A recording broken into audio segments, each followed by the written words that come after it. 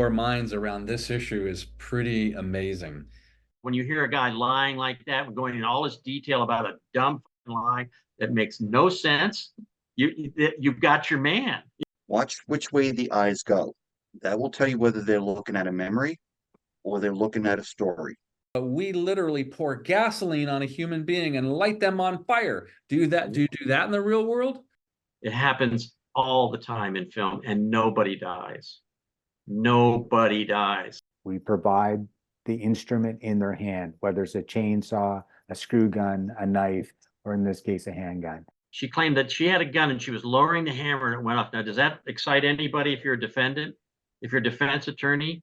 That included multiple live rounds, one of which was taken off of Alec Baldwin's bandolier that he was wearing at the time of the shooting.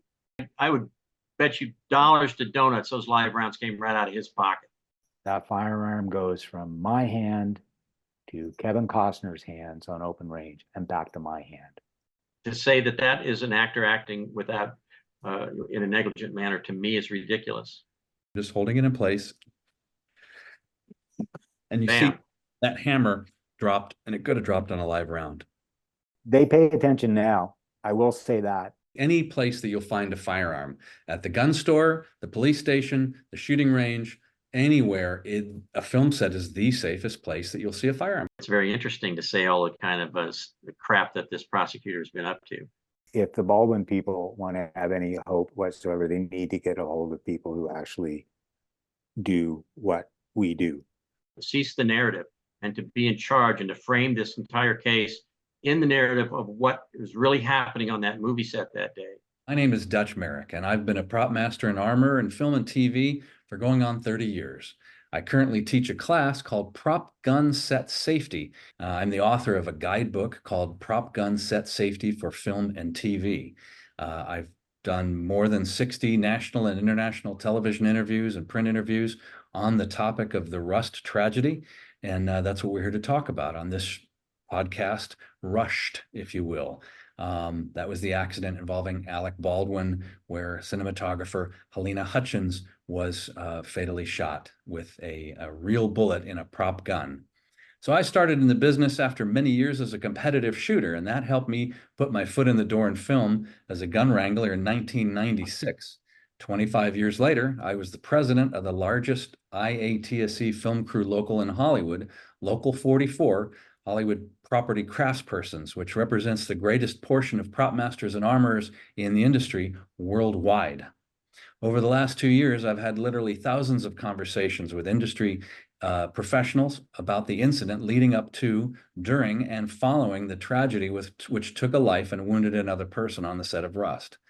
Some of the most interesting and insightful conversations have happened with the three people I've invited here today. First of whom I'm excited to say is the author of a book titled They Don't Pay Me to Say No, My Life in Film and Television. Longtime motion picture and television prop master and armorer Dean Goodine is able to join us today from Vancouver, Canada. Next on the call sheet is the owner of Cop Prop Rentals in New York, Joe Fisher. After simultaneous careers as an NYPD detective and a key figure in America's Air National Guard, he's worked for several years on film and TV productions as an armorer. And rounding out our guests today is a fellow who has an entirely unique perspective on this infamous incident. Jeffery Spellerberg has worked as a prop master and armorer in motion pictures on both coasts and has even propped a Western starring Alec Baldwin. Now, what makes him particularly attuned to the dynamics of this situation is that he's also been a trial lawyer for many years. Jeff's unique insights into both managing firearms on a film set and litigation provide a rare POV into this notorious moment in film history. He joins us from Knoxville, Tennessee. Let's start with you, Dean. Can you drop a few names of some film titles you've prop mastered on or been an armorer for? Yes. First of all, welcome to everybody, and I'm honored to be here with you, Dutch, and Jeffrey and Joe. It's such an esteemed panel, so thank you. I think the most acclaimed Western that I was a property master on was Open Range with Kevin Costner and Robert Duvall that had its famous 12-day, we shot a shootout for 12 days. That is the climax of the film.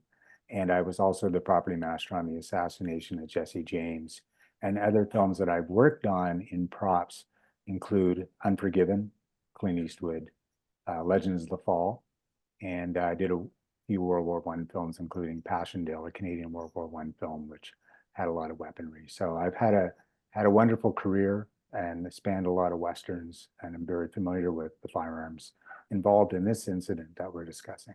Wow. So, Joe, can you say a little bit about your experience as a detective and as in the film business as well? Well, first of all, thank you for having me on board.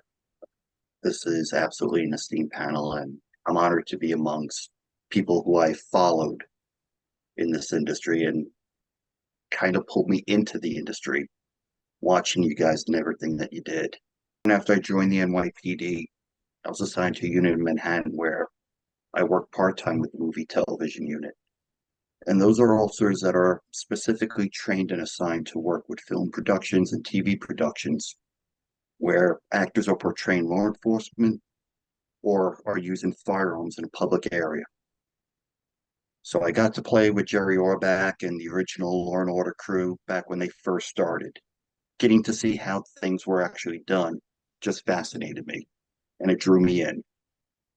Fast forward a couple years later, after being with the NYPD for about 15 years, a friend of mine calls me and says, I need help on a film in your neighborhood. I know nothing about your neighborhood.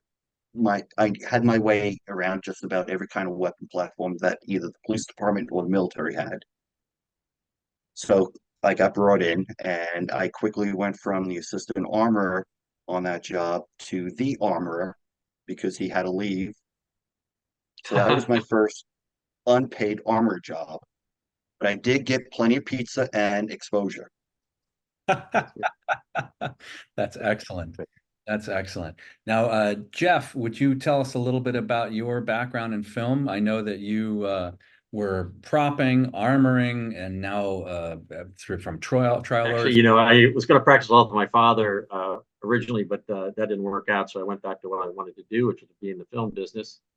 And I came out to California and got involved in the property department doing commercials. Loved doing that. It was really great money. We triple booked ourselves, and I was making more money than my father at that point. But I eventually ended up working on a Kenny Rogers movie as a gun guy. I learned my gun experience was from my father having been a arms instructor in the Air Force. And so he had taught me all that stuff. And somehow, there isn't really a method to make anybody get to be an armorer other than you're the guy that can actually handle it and do it. And some other armor showed me what to do and how to handle it and how to treat people. And I think I was always willing to say no to the director. I sort of could care less if they wanted to try to do something unsafe. I would always stop them and have that sort of a natural belligerence, I think, that helped me a lot. But I ended up having a FFL, automatic weapons license, handling machine guns, and got onto a Alec Baldwin movie, which was called The Alamo 13 Days to Glory, where I worked with Alec. He was 2 years younger than me, and I think we were hovering around 30 years old back then. And I thought he was a fun guy to work with. He was a sort of a wise ass, but he would always joke that he wanted to be president someday. And I used to tell him, go jump in a lake, Alec. You're never going to be president. But he ended up tricking me because I saw him on Saturday Night Live, and he absolutely was a president. So I just then I moved on from there. Actually, what happened? Somebody found out I was an attorney, and they dragged me to the production office, and I found out I really liked putting pictures together more than I liked working on movie sets. So I've had production experience. I've had a commercial production company for a short period of time, and I've hired and fired crew. Done pretty much everything you can do in the movie business, and I think it's going to be fun to talk to everybody today. You have experience as a trial lawyer? Yeah, I've appeared in federal court and state court, and most of my experience in federal court, law and motion type of things like that. But I'm interested in the legal sides of this case, and hopefully I can add a little bit of information about that. And you were an armor or the armor on the movie Glory, right? Yeah, I worked on the movie Glory. I kind of handled all the weapons on that, and that was probably one of my best experiences. I think everybody that's been in the film business can say I've worked on 2 or 3 movies that were really good movies that I really thought were works of art, and then all the rest of them were movies. Thank you, Jeff. I'm so grateful you can be here. So we're going to break down this rust thing into those three categories. The first thing we're going to ask Dean, from his extensive experience as an armorer and a prop master working on some really great and famous Western movies. Can you kind of walk us through the beats of what happened on the set of Rust from prep to filming and where some of the failings were? Okay, well, from the outside looking in, the failing started with the line producer and the production manager and their hiring choices when it came to putting their crew together. Obviously, they were looking at the budget line a little bit too close and not looking at the resume line, which was very lean on the property master and on the armorer. And it comes down to that in the beginning. People sort of underestimate what props and in the case of armory actually do on a set. I've noticed it in the last 10 years, especially with the growth of the industry and this race to content that was going on, that people were being promoted so quickly compared to my day when you got to spend a lot of time under some wonderful property masters. Because up until the mid 90s, the property department were the armorers on set. It was very rare that we brought in armorers unless we had big weapon scenes and war sequences, and then you did bring in those specialists. But if you were down to a situation like the size of Rust, where you had one handgun or two handguns in a particular scene, you generally were taking care of that as well. So looking at the Rust tragedy from the outside, reading the transcripts and looking at everything, there are 5 steps, and Jeffrey and Joe and Dutch, you guys know all the steps. But for your audience that I do, I'll take myself to open range. Every morning when I open the vault, whatever firearms were going to be coming to the set that day were all inspected. Everything was inspected first. We made sure there was nothing in the cylinders, nothing in the barrels. And then we would check our dummy ammo, because with revolvers, you always have to put in a dummy round, and because if the camera looks, you can see the cylinder has something in it. There are 3 types of dummy rounds that you use. Obviously, there's the drilled out side, or we have the punch primer that has a rattler in it, and then the camera ready ones for close-ups that have their primers intact. And so in the case of open range, what I would do is, okay, I need to put in 6 dummies. I used rattler dummies. I didn't have the drilled out side, so I made sure all my primers were struck. I shook the dummy before I put it into the revolver. And I did something that some old timers told me not to do. I would dry fire it in the truck. I would click that cylinder off 7 times. I knew it was safe. And then I would take it to set. If I put it in my lock cart, or sometimes I just walk it to set. On a Western, you have a great ability to just walk from your truck to the set. You don't have to lock everything like a city street. So I would just take it to set. And the first thing I would do, I'd bring the first AD over. And I would open it up. I would show them that every primer was struck, and then I would click it off 7 times for the AD. And then I would call the camera crew over, and the same thing. I mean, I'll back it up even further. I kind of jumped ahead. We have a safety meeting every morning. And every morning, the first AD and myself would have a safety meeting. It would be the first thing.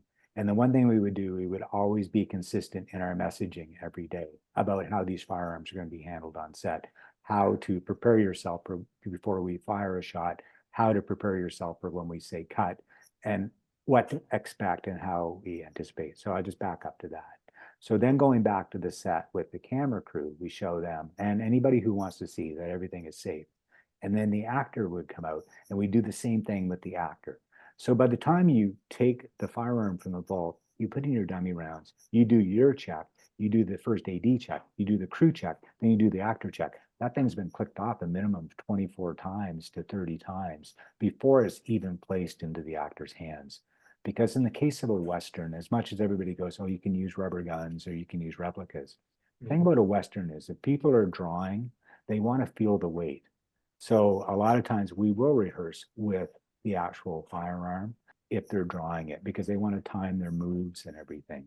In the case of Rust, if they'd have followed one step, 1 out of 5, just 1, anything along the way. And the other thing about studio memo number 1 is there's no live ammo allowed on set. How live ammo ever got on a set, any set, anywhere in the world, let alone that set, That is the tragedy of it all, is that a live ammo was allowed on that set. Nobody is allowed to touch the firearm other than the prop master, the armorer, representative of each of those crews, and the actor. No AD, no director, no producer, no PA down the road that wants to feel the weight of a six shooter. Nobody. That firearm goes from my hand to Kevin Costner's hands on open range and back to my hand. Now That's that it. didn't happen on this show, right? No, I mean, the fact that the first AD decided that he would put himself in the middle of that process, and then the armor was not allowed into the set. The reality of experience, what experience gives you, is it gives you the ability, as Jeffrey said earlier when he was talking about crew, it gives you the ability to say, no, you will not have a firearm unless I'm standing there with that firearm. So you have the ability to push back and say no, because we've all had to do it. That's our job. Our job is to say, this is not safe. We are not doing it this way. You have a complete failure that started at the line producer, production manager level. Those are two people. If anybody should be in court right now, those are the people that should be in court, in my opinion, because they are the people charged with hiring the crew. And if you don't hire the crew properly, you create an unsafe work environment. You've created a toxic, unsafe work environment that ended in a tragedy. So it sounds like you've pointed out several things. One, the processes of hiring was not adhered to, hiring seasoned people, vetting them, the process of safetying the dummies and the guns and dry firing them in the truck and dry firing them all again in front of the AD and in front of the actor. And then the handoff, it's come out in testimony, sworn statements that the young gun handler gal, Hannah Gutierrez Reed, had handed a gun to the first AD, who then sat in with it in the church pew and was made to leave the church. Apparently not the first time she was made to leave the set when she handed it off because of COVID restrictions and how many people in that space.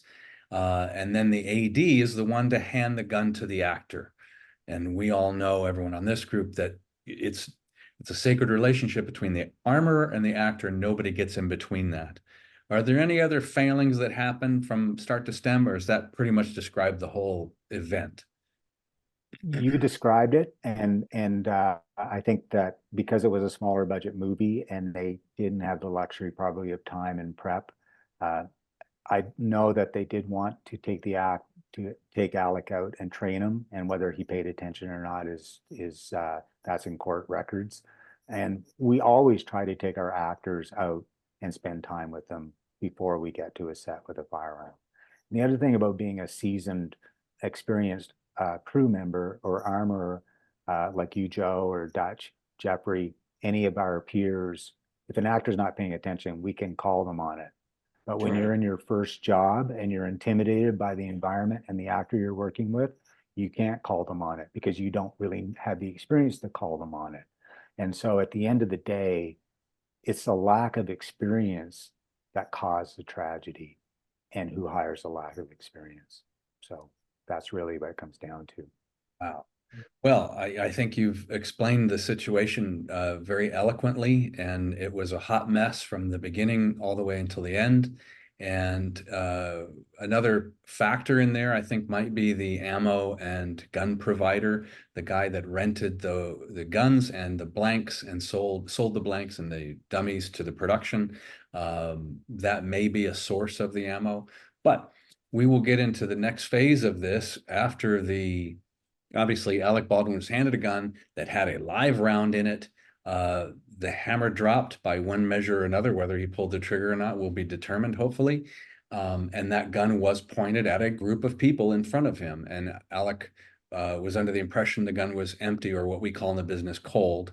And with people standing in front of him, the hammer drops on a live round, and it goes through Halyna Hutchins and takes her life and into Joel Souza, the director, wounding him in the shoulder. Something nobody could have foreseen. I mean, just a horrible chain of events, which leads us to the investigation, which is where you, Joe Fisher, come in, leaning on your experience as a 25-year veteran of the NYPD and a detective, and knowing this craft also from the camera side. Can you break down for us what the what the investigation looked like from the time of the crime, from the time someone fell to the ground, until the present day, essentially, just how the investigation went down, who was there, the sheriffs, how was the evidence handled, et cetera, and offer us your insights on that. I'm somewhat baffled with the initial reaction of the sheriff's office when they got to the scene. Looking at the timeline, it was roughly 13 minutes from the time the 911 call was placed until the first unit was on scene, which, for as rural as that area is pretty impressive response time.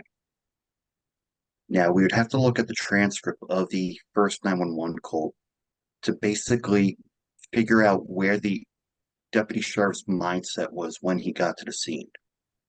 Was he responding to a shooting as per the 911 call, or was he responding to an incident And on a film set? I'll clarify that because I think her name is Mamie Mitchell. The script supervisor was the one to call 911, and I've heard the recordings.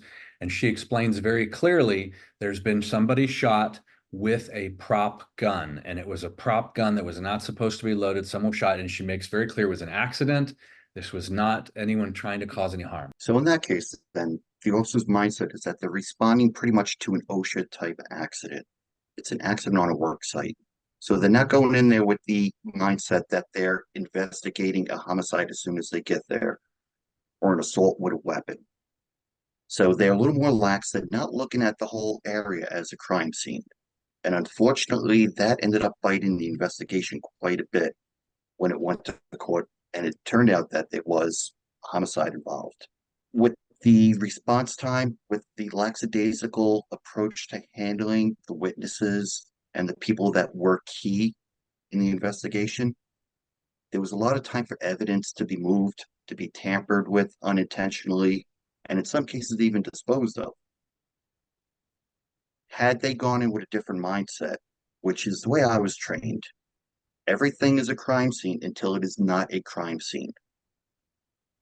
If you approach a call, whether it be a victim struck by a car, a person shot accidentally on a film set, you're going to go in there with the idea that you're going to preserve as much of the evidence and as much of the integrity of the witness statements as possible. You're not going to let people congregate and speak amongst themselves. That influences their memory of the incident. Now, that happened, right? Correct. They had the witnesses corralled in one space, right? Yes. They brought them into a holding area and they started talking amongst themselves. Once that happens, your recollection of an incident shifts to what you hear and you start agreeing because you want to be like, you want that peer pressure off of you. So you carry the storyline that you heard. Whether you do it intentionally or not, it's not your choice. It's the way the human mind works. And that's why we divide witnesses, we divide the suspects. Anybody who's key, you isolate. And there was one person isolated, wasn't there? The only one that they initially isolated was Miss Reed. She was put in the back of the patrol car because she was experiencing hyperventilation and the early signs of shock. But watching the body cam footage, the shock was more or less about her career, not what happened. That kind of tells me that there's not a sense of ownership to what occurred at the scene. It definitely did not sit well with me the way I was trained and the way that a lot of the agencies train. But I also understand that the New Mexico Sheriff's Office isn't exactly trained to work with film crews and film sets. So this is a little bit outside of their norm. So the sheriffs come, they've cordoned everyone off into basically one pool of people where they're able to share stories and their stories morph. What's the next thing that happens? After that, they brought Miss Reed and Mr. Baldwin to the sheriff's office for their interviews. At that point, they're isolated. They're contained in interview rooms. And the sheriff has their investigators go back and forth working them and basically trying to get as much of the information while it's still fresh, while it's still clear in their heads. But if you look back at all the footage from the scene itself, before they go for their interviews with the sheriff's office, Alec Baldwin's on the phone for about 45 minutes before before a sheriff even gets to interview him. Wow. Is he on the phone with a lawyer? Is he on the phone with an agent? We don't know. That's on the phone records, and that's something that'll probably come up in court during his hearing. Now, speaking of phone calls, didn't the prop master, Sarah Zachary, make a phone call? Yes, she did. Oh. She made a call within the first couple minutes of the incident, not to 911, not to anybody to render aid, but to Seth Kenny, who provided the ammunition and the firearms for that film, and And who also was an integral part of the investigation leading the sheriff's office. and what happened right after that phone call? What did Sarah Zachary do right after her minute on the phone with her former boss, the ammo provider and gun provider, Seth Kenny? Also, the man who got her and Miss Reed their jobs on this film. So, and what I've gleaned from the trial, from her testimony, is that after texting Seth Kenny the word emergency, she then gets on the phone with him for 1 minute. She marches right back into the set and she goes to the actors' revolvers and she pulls all of the dummy rounds out of the actors' revolvers and she disposes of them. Is that okay? It's not. That is considered tampering with evidence on any level. You're disposing of evidence with the intention of obstructing an investigation. She didn't tell And that itself should have been a charge. She didn't tell the sheriff's investigators for a month that she had taken those rounds and thrown them away. And that would be destroying evidence too, right? Yes, it is. All right, carry on. No more so than her going back into the prop truck unsupervised after the initial incident on more than one occasion and removing items, Miss Reed removing items from the prop truck, which should have been secured from the time they established that there was a death involved with this incident. Same thing with PDQ. Seth Kenny, who was the supplier of the firearms and the ammunition. His facility should have been on lockdown under sheriff's office supervision from the moment they established that the firearms and the ammunition came from him. That's standard SOP. They didn't look into his facility for almost 40 days? Correct. It took over a month for them to process, secure, and execute the search warrant on his facility. What can And happen? reading through the search warrant, they were very specific on what they were looking for when they went in. It wasn't a blanket search warrant. They were looking for a specific type of ammunition, which I believe was the Starline ammunition casings. They were looking for any kind of documents, photographs, anything that related to Rust and only Rust. They weren't concerned with the prior films that he had provided firearms and ammunition to, which is believed to have been a source of some of the items used on Rust. Now he provided this Seth Kenny fella provided dummy rounds to the prosecutors to show these are the dummies that I have in my possession. And they had a slightly different bullet shape, so they looked different than the ones on Rust. But the ones on Rust came from him anyway, so that's not really relevant, is it? That he's providing a new set of dummies to say, hey, look over here. These are the ones that are in my possession now. That doesn't have any bearing on the ones that he already sent to set weeks earlier. Correct. There's no true bearing with him providing something that he had over a month to secure. And we don't know if there was any evidence from his facility taken out, disposed of, because they let so much time lapse and because he had so much input on the investigation. That in and of itself, I'm sure Jeff could elaborate, is almost a mistrial right there when you Now, look at the prosecution's case. when you say he had influence on the investigation, I read that he had more than 40 phone calls that he made to the investigators. Moving forward, so we figure out, how they handled the evidence and how they handled the witnesses, or mishandled it all, it seems. The prosecutors or the sheriff's department asked the FBI to help them with the investigation. Are you familiar with what happened there? Yes, I am. Basically, the New Mexico Department of Justice decided that their labs were not equipped to properly test firearms that were involved. In total, there were 500 items that were taken into evidence at the time of the incident by the sheriff's office. That included multiple live rounds, which I believe there were a total of 6, including the one that was discharged, one of which was taken off of Alec Baldwin's bandolier that he was wearing at the time of the shooting. There were Baldwin is wearing a at least, he was wearing one live round plus the one that was in the firearm. There was, I believe, 1 or 2 on the prop cart right outside of the set that they were filming in. And there were additional ones recovered in the boxes of ammo inside the prop truck. So the possibility for this occurring at any possible time with any other actor still existed even after the initial incident. Now, what did the FBI do with the gun in question? They did a test on the firearm, trying to simulate the conditions that Mr. Baldwin stated. He was doing a cross draw. He only pulled the hammer back and stated that he did not have his finger on the trigger to fire the gun. The firearm was tested. They could not replicate the conditions and the terms which he stated the firearm discharged in.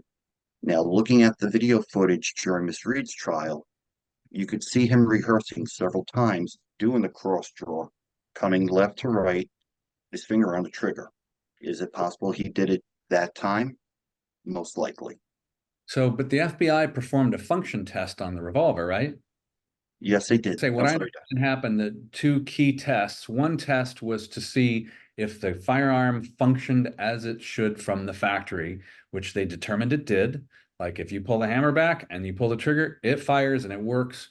It doesn't work in any modified way. It's just it works because it was a new out-of-the-box gun, and they proved that this gun functions normally. And then the next test they did was performed was called a drop test. Were you aware of that? Yes, I was. Can you tell us the And that purpose of the test and what they did?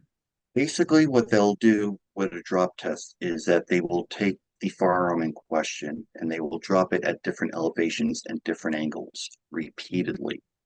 What they're trying to do is see if an impact is enough to release the sear, which discharges the hammer into the primer. At one point, they're actually hitting it with a hammer, trying to get the weapon to malfunction.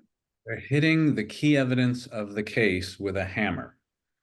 Yes. Okay. And they tried to get it to malfunction. What happened? They broke it. And then they had to go and find replacement parts so they continued testing the firearm. Wow. So I think this is going to come into play a little bit later. I also understand that the FBI, they tested the live rounds that they found just by opening and pulling the bullet out and dumping powder out and showing the other gunpowder. And yes, there's a bullet and a live primer, but they didn't weigh the amount of powder in grains, nor did they determine the type of powder, which would be key in investigating one round from one batch to match another round from another batch, wouldn't it? Correct. So In the United States, all powder has a signature chemical in it. So that will tell you who the manufacturer was for the powder, roughly when it was manufactured. And they can trace the lineage, who purchased the powder, when, and develop a timeline for evidence purposes. And not done. Well, and are there any other key steps or missteps you noticed in the investigation before I move on to the next section? There were several minor ones that really plagued this investigation. And like I said earlier, I'm amazed that the prosecution was able to get a guilty verdict on the first trial with the number of flags that were obvious to other people in law enforcement. But I don't like to Monday morning quarterback. I wasn't there. Our policies here in New York are a lot different than what New Mexico was trained for. And their processes for evidence collection and interview more or less follow the FBI 12-step process, which is a universal evidence collection, taking photographs, how you bag and tag your evidence, how you store it. They weren't ready for something on a film set. I suspect the New Mexico, the Santa Fe sheriff may need a different kind of 12-step program after this. I think so too.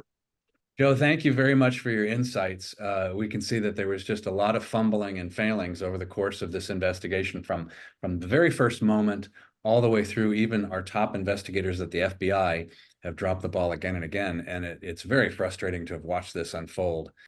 So, Jeff, would you share with us your thoughts on the prosecutor's path, how they took this evidence that the sheriffs had, how they made a case against Hannah Gutierrez Reed, and what the defense was, and then we'll end up moving all the way into the Baldwin trial just coming up shortly.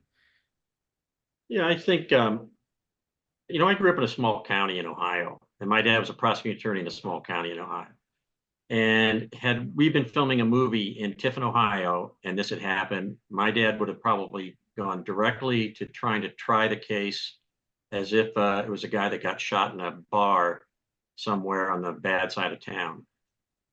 When you read even the investigation on the very first day, you read the documents, they have such a lack of understanding on what's going on a movie set. They don't even understand that there's a dummy round and a blank round, and they have to ask over and over and over again to try to get Alec. You can hear Alec trying to explain what there's. He calls them flash rounds, and he calls them cosmetic rounds, is what he calls a dummy round. So you see Alec trying to explain to the in a very poor way. I mean, I'm sure he's very nervous and he's really not prepared to even talk about this stuff. You can see he's trying to explain what it works, but he's also explaining it in the sense that you'd expect an actor to explain it, having heard it from a prop master. He isn't a guy that really is the expert in this situation.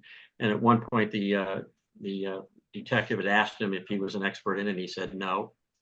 And he tries to explain how the weapon went off, but he doesn't understand how the weapon went off. And he certainly, in my opinion, and I think everybody in our little group here would say, he has every reasonable expectation that when a competent prop master hands him a weapon and says it's cold, he can do anything he wants to at that point. In my opinion, I mean, I don't know how many of you guys have appeared on screen, but I've never appeared with a gun, but I once appeared with a cigar, and I could hardly even talk and smoke a cigar at the same time. I was so nervous. But once I always thought, if I'm going to give an actor a gun for a rehearsal, I'm going to give him a cold gun. I'm going to prove it's a cold gun. And I pretty much don't care what he does with it after that point. He may end up pointing it where the director tells him to, which is what happened in this case. The director, Sousa, was telling him to point the gun in a direction and telling him to cock the weapon. When you start to look at, you know, the prosecutor thinking of this of an actor on a movie set as being a person completely in charge of his own behavior, it kind of gets weird when you start thinking that you've got a director telling him what to do, you've got maybe a lighting person, you've got a director of photography who's interested in a glint of the light off the thing, you've got the actor bringing his own ideas to the set. What you have in this situation is three people, if not more, rehearsing an idea, and they're trying to create something. And you know, I read somewhere in where the prosecutor is making big news about that he didn't follow the script exactly. I'll guarantee you, you can read that script today, and you're not going to find any of this action written down in that script. We've all read scripts, and we know how general they are and how much they lack any kind of specific intention. Other might just say Russ pulls his gun in a menacing manner, or he surreptitiously pulls his gun, or he tries to hide that he's pulling a gun, or we can see that Rust underneath his cape is cocking the gun. And I bet you it wasn't even the last one. I think he was just supposed to pull the gun out. I don't know what it was. I haven't read the script. But when you start trying to put the knowledge of him to know that he's committing a misdemeanor, or not a misdemeanor, a felony manslaughter in this situation, you've got to really look at the law and see what it says. And I'll read I'll take out the other parts of the law and try to read it directly and say what is involuntary manslaughter in New Mexico. And it's been defined as the unlawful killing of a human being without malice, malice being anger, let's just call it that, or a mindset of anger.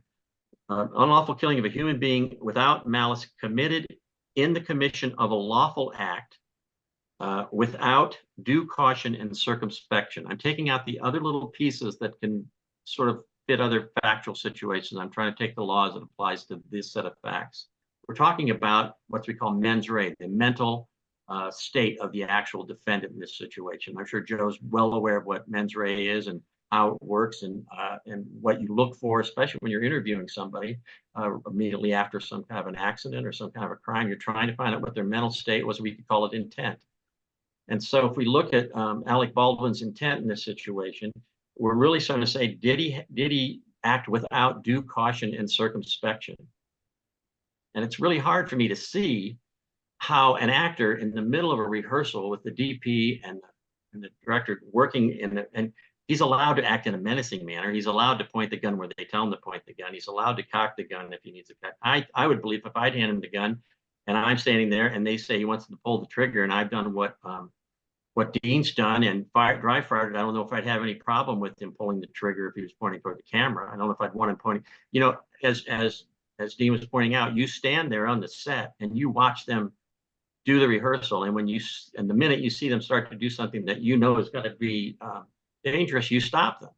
They're artists, they're actors, the director's an artist, the DP's an artist, the actor's an actor, and they are not what we are. They are not safety officers.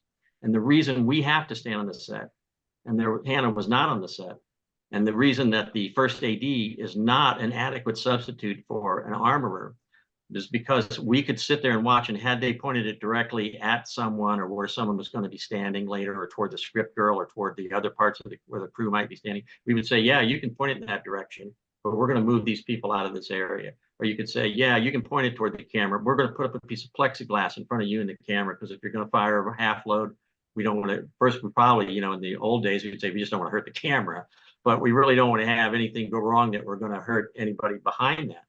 And then when you really have to look at his intent and his mental, his state, you got to really ask him, did he expect, had he been reckless, if he'd operated without due caution, circumspection, just disregarded that there could possibly be a load in the gun?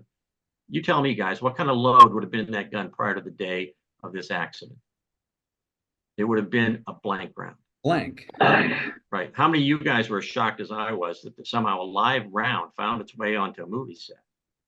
To me, I thought it was impossible. And I know Dutch and I've talked about this a number of times. We try to find an example of where a real live round killed anybody. And it's as I understand it, it was D.W. Griffith or one of those guys had let somebody, they were shooting some extra shot where someone had actual live rounds. They'd shot them into a door. And then they went back to load them with blank rounds, and some guy didn't change out the blank rounds to the live rounds and shot somebody, killed them, shot an extra. But I can't find any example. I mean, what we do as property masters, as armorers, has been so safe. You are so much safer on a movie set, in my humble opinion, than you will ever be anywhere else where people are handling weapons. People die on gun ranges, they die in police ranges, they die in military ranges from the very fact that the one thing that isn't supposed to be there is a live round. And for Alec Baldwin, his entire life, no one has ever died from having a live round on the set. So if he was not using due caution and circumspection, he would have been ignoring the fact there could have been a blank round in that. In my opinion, and maybe you guys can tell me, a blank round from 9 feet away is not going to kill anyone. No, a blank from 2 inches away isn't going to kill somebody because the energy can dissipate between the gun and the target. Yeah, the example of the blank round killing somebody was when John Eric Hexum. Yeah, he put it right up against his head, and he might have been heard from this far away. He put it right up against his, yeah, exactly. But as soon as you pull the gun away, there's a place for the energy to go. But right there, all the energy was put right into his skull.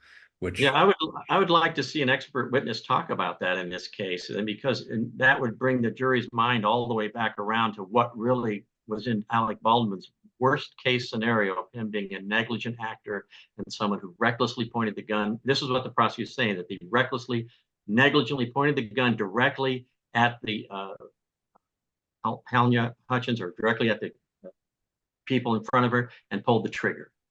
Well, in my opinion, if he was his negligence would be not realizing there was something in the gun that could have gone off, and it would have been, in my opinion, a blank round. We all have done the plastic rod down the barrel. We've all done the example of that. That all changed when we had Brandon Lee's accident. Everything changed. Up until that point, we never even did that. I didn't do it on my sets and stuff like that. But then we all thought there's a possibility that an actual blank round or actual bullet could get stuck in a barrel. Again, we still weren't making the next step within the profession. And I think, in a sort of I can understand why we didn't think anyone would ever be so stupid as to bring live rounds ever on a movie set. Your prop truck is like a clean lab. It doesn't have any live rounds anywhere in it. If some guy comes and says, "Hey, can I borrow the gun and go do some blasting and go shoot some cans?" No, you cannot. You cannot touch the gun. You cannot. We're not doing that with you. We're not. And if somebody brings a gun and says, "This is my personal gun, I'm going to take it home with me every night," you're not going to do that. Alec Baldwin's experience with this gun too, when you talk about him accidentally firing it and setting off the hammer, this isn't his gun. I'm sure all of us own a gun. I own a gun. I understand my gun, and I'm used to the foibles of my gun. I understand how it operates and what it takes to make it work. I don't expect an actor. The actor is the last person on earth I expect understand how to operate a pistol when I give it to him. And the other thing that I think is very interesting is that I think one of the things that makes this case interesting is that everybody has an idea of what they would do with a revolver. Every Tom, Joe, Dick, and Harry that you see on a social network thing will tell you all about how, yes, sir, they know how to be safe with a pistol. Well, look, actors also act with bazookas. Actors also act with artillery. Are we saying that actors are supposed to understand and know how to take apart a bazooka to know if that's a live, somebody's giving him a live round or not? Or is he allowed to rely on the armorer?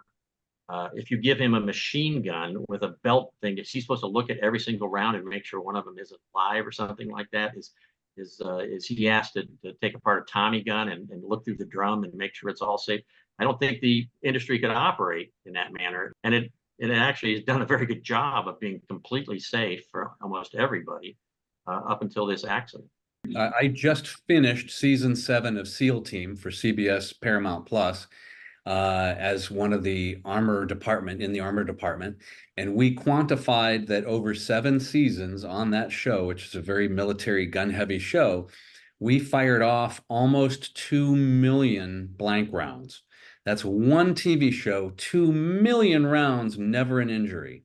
Sometimes we'd have 20, 30 guys all firing at one time in a combat scene, all firing at the same time with 7 or 8 armors, and it worked flawlessly.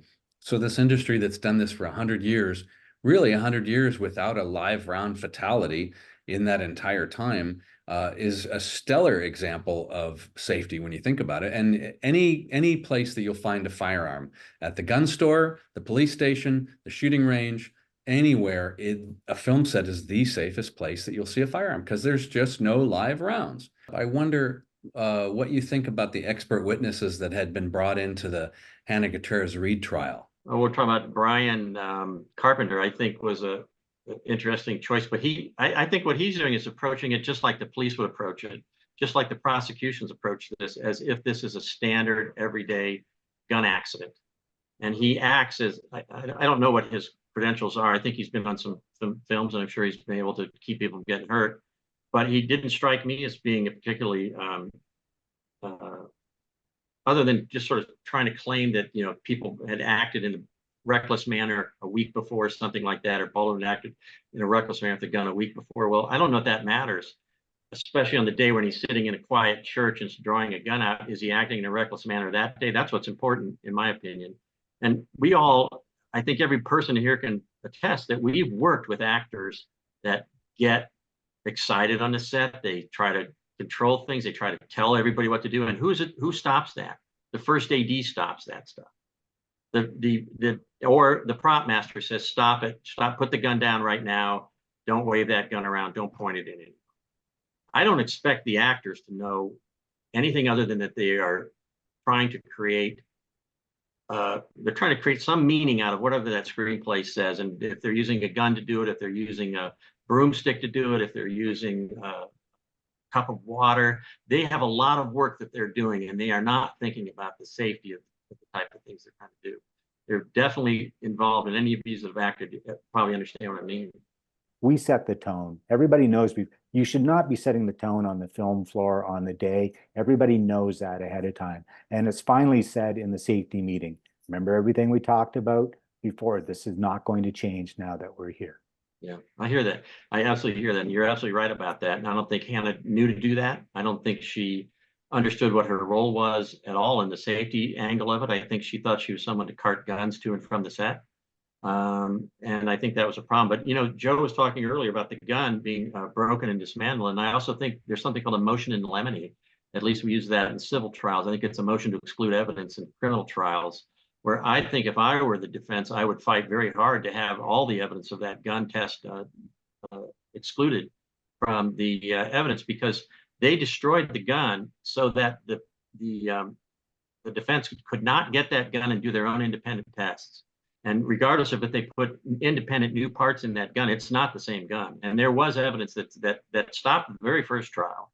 The first time they tried to indict him, then they dismissed the case because they found evidence that that hammer or parts of the hammer had been shaved down or something like that. And we all know when you go to a prop house and you rent guns, you're going to get guns in all kinds of conditions. And you can even, when I used to go to Stembridge Gun Rental back in the old days, you get these old cowboy guns and they were wickety wackety wobbly. And sometimes they were designed to just go off on a hair trigger or something like that. I don't know how much effort it would take to have his finger away from, you know, he may have had his finger in the front of the trigger guard, and just the fat of his one of his joint fingers or whatever, the fat of his finger may have been enough to put a little effort, a little pressure against that trigger. If it's a hair trigger, that might be enough to set it off. Or it's maybe possible you could have stopped the trigger from moving, and that might have made the hammer able to travel in a different direction or something like that. So the fact that they destroyed the evidence is really, really problematic to me, because we all know, you know, the prosecution would try to pretend like the FBI or their investigative unit would never manufacture evidence. And if you're the defense attorney, your job is to make it sound like those guys were out there and they were tearing guns apart to make sure that they couldn't examine this gun because they found something out that they didn't want the defense to find out, so they smashed it. Oh, wow. It's fascinating to talk about whether he pulled the trigger or not. I had an opportunity to go and do Single Action Shooting Society cowboy match a few weeks ago. Now, that's these fellas that get dressed up in period 1870s cowboy gear, and they have single action pistols just like the ones in the movie Rust and the Westerns that we've all worked on. And I had a chance to do a competition with that because I obviously was a competitor way back in the days with a very different kind of gun. And so I had a chance to be around some friends that are serious competitors in the Western gun world. And one of them shared with me about the operation of a single action revolver that I was unaware of. And he showed me very closely how this function differs. Watch the trigger. As I pull the hammer back to the half cock, the trigger goes forward. I see it. Look at it. Into a notch. Now it's on half cock. Now, as I bring the hammer back further, watch it go backwards, but it's got to go forward a little bit to get seated. So that last little motion where it went forward is what seats the hammer in place. Now I can pull that trigger and the hammer drops. So what'll happen as I pull it almost all the way back, I'll just give resistance. No, I'm not pushing the trigger back. I'm just holding it in place. And you see that hammer dropped, and it could have dropped on a live round. And how gentle that was, you know, compared to a trigger pull, just how gentle that was. Yeah, and that goes back to his intent and his actual, you know, his mindset. He probably is absolutely telling the truth when he says, I didn't pull the trigger. A lot of people don't, they don't even understand it. I would say it's irrelevant whether he pulled the trigger or not, because the next step would be, as a matter of law, it was a but-for test, right? You'd say, but for a live round being in that gun, this is what I was trying to argue a little bit earlier, there could have been no homicide, no negligent manslaughter. Nobody could have been killed, because but for that problem of somebody actually loading that gun with a live round. And when you also think about why is Hannah guilty compared to why Alec Baldwin is guilty, I think it's the last phrase, the due caution and circumspection, causing a death in committing a lawful act, but without due caution and circumspection. In her case, she lacked due caution and circumspection. She had a duty to shake every one of those rounds, to check every one of those rounds. And but for her lack of ability or professionalism, or let's say competence, to do the job that she was hired to do, there would have been nobody killed on that set that day. And I can see where she has a problem with her conviction. There may be other reasons that might overturn it. I don't really like seeing movie people be convicted of what I think is an industrial accident, like what Joe was talking about. But I also think that she has a much clearer path to sustaining that conviction on appeal, the prosecution does, than trying to convict Alec Baldwin on it, because he has no duty to take that gun apart. He has no duty to take. We don't want him to. If I handed Alec a gun and he started taking it apart, I had to take it back and fix it again and make sure it was right, and then I have to hand it to him again. It's really it's a ridiculous idea that he has some duty to try to shake and find out what if it's got a dummy round in it or a blank round, or to even know what the difference is. He sat there and tried to explain it as best he could in his actor sort of mentality, but he certainly didn't get it clear to the detective in his interview that, hey, that isn't my job to know that. I do know that from having been shown to me over and over and over again on movie sets, but nobody ever asked me to take the gun apart and make sure it's safe. And there's all kinds of guns. Like if you gave him an old cap and ball revolver, what could he do with that? You know, it's loaded with grease on the end of it, and it's got powder in it, and you got to take the whole cylinder out to put it in, and then what would you be even looking for? Take all the grease out of the patches.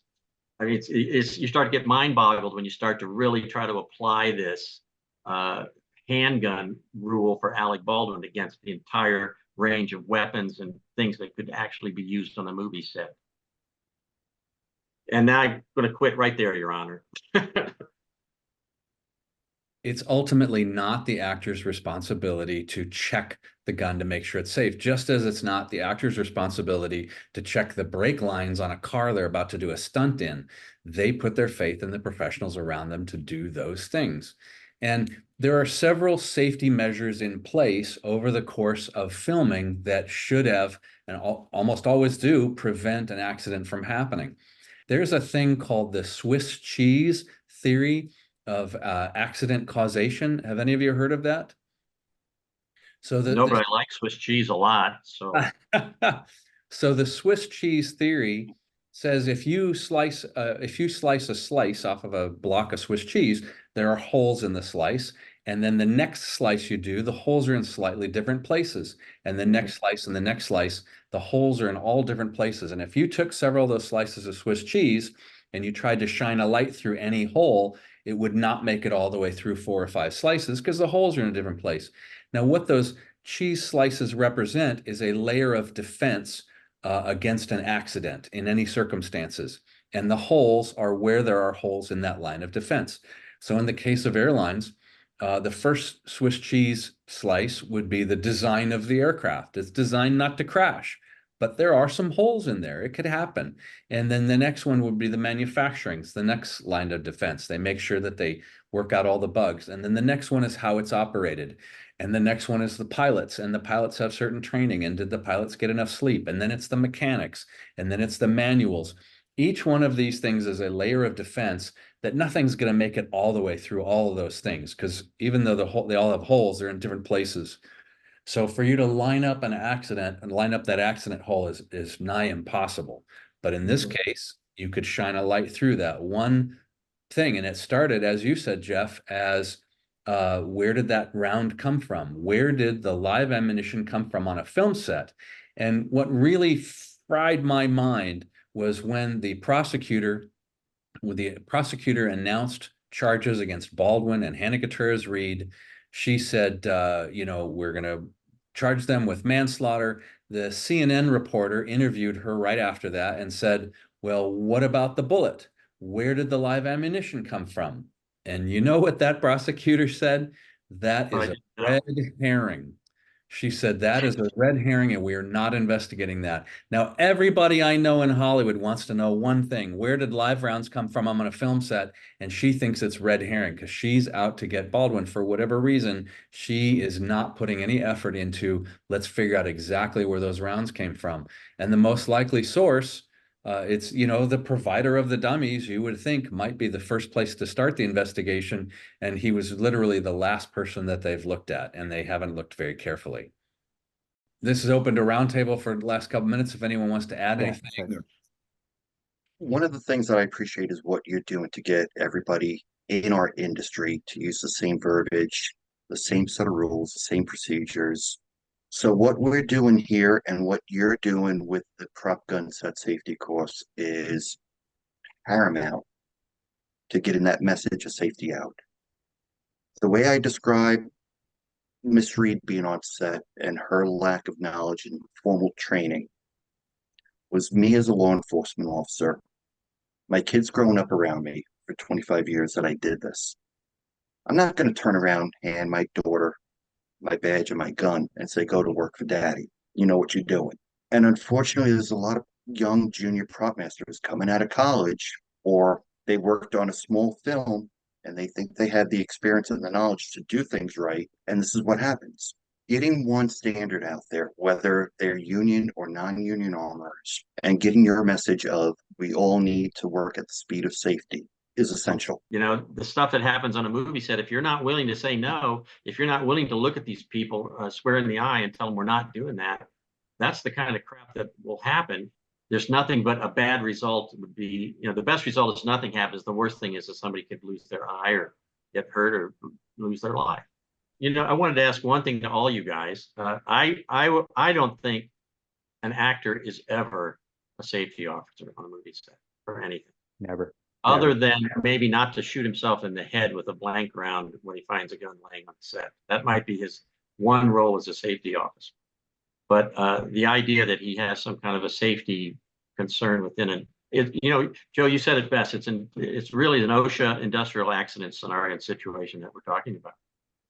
And just the fact that it has a handgun instead of a machine tool, I think makes a big difference. Fortunately, there is no exemption in the New Mexico law for film production. Mm-hmm. I know some places are trying to push to get exemptions for film related incidents.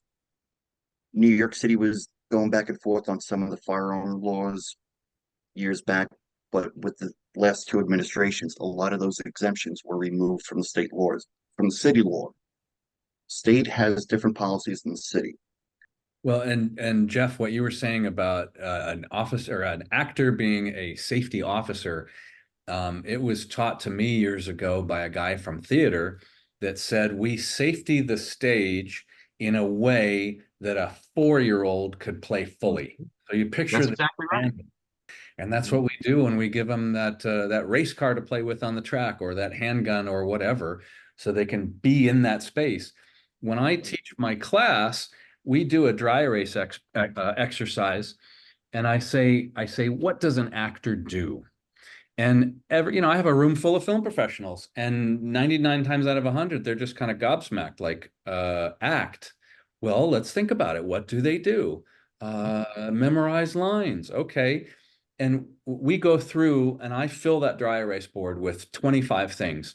It's learning dialogue, it's acting with other actors, it's knowing your marks, finding your light, getting direction from the director, getting direction from the DP, from the prop guy, from the stunts person, emoting, being another person. It just goes on and on and on. And that person, when they're Daniel Day-Lewis or any decent actor, is in that space and they're not back in the world behind the camera. They're in whatever environment you've created. They're entirely invested.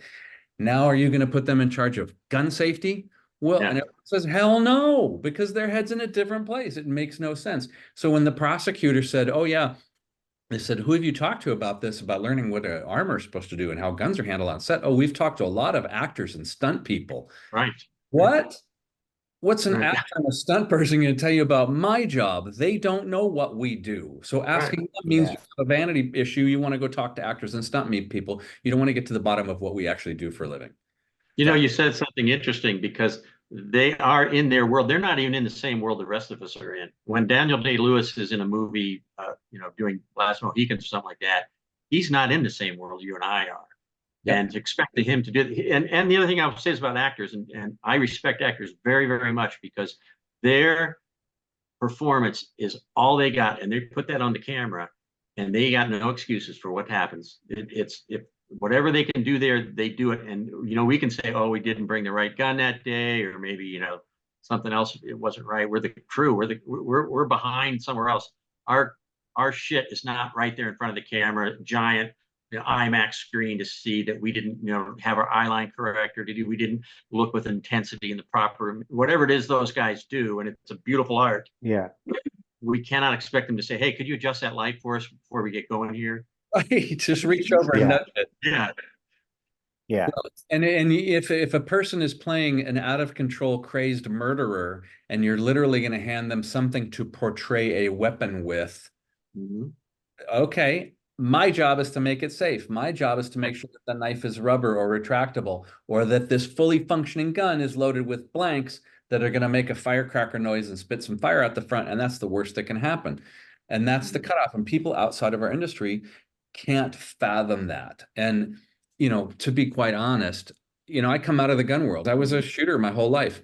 And when I talk to fellow shooters in any circumstance, law enforcement, the shooting range, former military, they're going to tell me how it works. And they're going to tell me the main rules of gun handling and how Baldwin screwed up. And I'm like, it's a different world. yeah, They say, well, you're never going to point a gun at something you don't want to destroy. Okay, well, that may be in the real world, but we literally pour gasoline on a human being and light them on fire. Do you do that in the real world?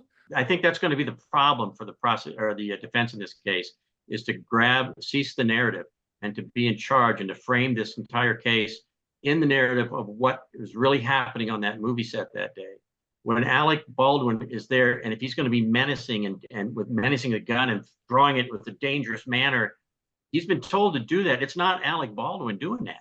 I mean, that's yeah, the odd part. Like, they're pretending, they're playing, and they are players. We are all men and women, are all the world's a stage, and we're the men and women merely the players in it, however Shakespeare says it. But that's what he's doing on that set. And to see this prosecutor say, what do you say she said, that she doesn't really care about where the bullet came from? It's not important. It's a red. A red herring. Talk to any FBI profiler. Watch which way the eyes go. That will tell you whether they're looking at a memory or they're looking at a story. this is all pretty fascinating stuff to this Canadian up here in Canada, like be with a lawyer and a criminal, like a police officer. I mean, you've seen more things than I could even imagine, but I find this is quite fascinating. I must say that the prop master in me is intrigued by what I'm hearing because I'm putting in the application of my work in the future or whatever. And I'm amazed at the job you guys do and the way that you can read body language and the eyes and all of that. That fascinates me, that knowledge of how you can get someone in a room and you can nail them. You can get it out of them. And it's always the most fascinating aspect of law enforcement is getting them to finally tell the truth. I was really, really interested in how bad these detectives were in interviewing not just Baldwin, but also in interviewing Seth Kenney, and how they absolutely just rolled over and let him tell them how the case was to be looked at. He every time he turned around, he would send it this direction and that direction to somebody else was responsible. It was never Seth Kenney. He never even tried to say that he'd done anything wrong, and he ended up being was he an expert witness for the prosecution? He's the last guy on earth that should ever be an expert witness for prosecution. He's in the case. He's involved in the case. I don't understand what he's even doing on the stand. Well, but what do you think? What's he doing there? They said, well, when they went to open up the prop truck, when the detectives went to open up the prop truck and inventory and look at it, he was there. And the attorney said, did they call for you to be there? No, I just thought I'd come and help out. He was helping out that investigation from day one, helping I out. bet you I bet you that woman investigator brought him up, told him to be there, to help him, to understand this complicated thing that's a movie set. I was just going to say, if the Baldwin people want to have any hope whatsoever, they need to get a hold of people who actually do what we do. I think if they rely on, some grifter or somebody who's part-time or whatever, I mean, Dutch, you'd be the perfect person because look, I have issues with Alec Baldwin, the producer. I work with Alec, but on the other side of the coin, my job is to do exactly what we all do. We provide the instrument in their hand, whether it's a chainsaw, a screw gun, a knife, or in this case, a handgun. And it is prepared to be safe for everybody that's in that world, including the actor. If Baldwin has a chance, they better reach out to you, or they need to talk to Joe or Jeffrey. They need to talk to somebody from the world. They need to talk to you. They pay attention now. I will say that. when we were doing our movie last year and we had firearms on the show I was just on, they pay attention. They go to the range now. They spend time with the professional armor on the range. Production is very encouraging when we say they want a range day. We take them to the range. We've had our actors on the range 5 times now in the last 5 months. And they keep wanting to go back because they want to get better. Fantastic. I had a camera assistant come up to me a few years ago, and he'd been on Dunkirk. He does all the Chris Nolan shows. And he looked at me, and I was just standing there. And listen, I'm not a firearms guy. I can do firearms because it's a tool I have to make safe in an actor's hands. That's how I've always looked at it. I love the history of them. I'm standing on the set, and the camera assistant leaves me, goes, "Oh my God, I'm so glad to see you." And I like, we were just on day 2, and I go, "Really?" He goes, "When I see you, I know we're going to be safe." And that was the greatest compliment ever. And it's only because I just say no, or let's do this differently. And I think that that's what you bring. And Jeffrey, when you were there, and Joe, that's what experienced people do. We have a calm about us, about our craft. We take great pride in it. And she actually, a week before, had accidentally set off a gun on the set. I set off a blank round on the set. And I think that's interesting. The prop master had an accidental discharge with a single action army. She was either near her holster or holstering it, and she fired off a round toward her foot. 5 minutes later, Hannah Gutierrez Reed had a long gun with a stuntman 5 minutes later in a room, and it had an accidental discharge. So they had 2 accidental discharges. But on that revolver, she claimed that she was lowering the hammer and it went off. She claimed that she had a gun and she was lowering the hammer and it went off. Now, does that excite anybody if you're a defendant, if you're a defense attorney? That a week later, early in the very same show, someone who was actually supposed to be able to competently handle these guns couldn't even lower the hammer without setting it off. So, absolutely. I mean, but then you get to the fact that you get the armor and then she doesn't do her job. Then you get to the first AD and he doesn't do his job. You got holes in the Swiss cheese all over the place here. And then you're asking Alec, Alec Baldwin's the guy you're going to send to prison. That's why this case makes no sense. It really makes no sense. From the perspective of a film crew person that handles these day in and day out, I can't hold an actor responsible for that thing that I gave him that was, I promised them it's safe and ready to go and go play fully, go do your thing. And then an accident happens on my watch. I can't hold them responsible for that at all. At all. Yeah. I'm gonna have to go back to work. I'm still in Pacific time zone, so I'm getting text messages going, "Where are you?" I'm hidden away in the corner. All right, of the studio. Sorry. It's so much. No, I don't want to go. Are you kidding? This has been so educational. Yeah, it's been so educational. And meeting Dutch and I have talked about meeting the 2 of you as well, and Joe. I mean, I have such respect for law enforcement and working with them.